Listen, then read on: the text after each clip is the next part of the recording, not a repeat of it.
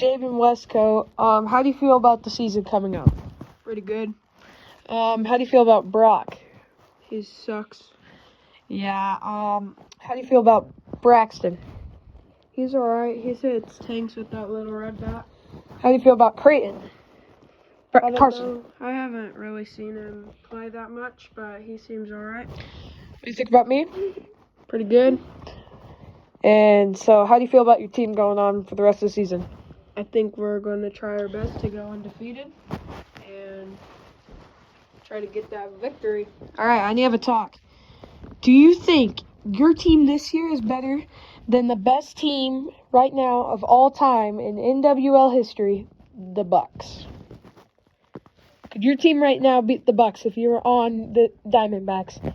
Who would win? I believe that we could be better if we worked hard and didn't mess around. Yep. Brock. But the Bucks were very good last year. Yes, you have been pitching amazing in this game. Just capitalize the rest of the game and you'll come out with the W. Good luck for the rest of the season. See ya. See ya. All right, bye.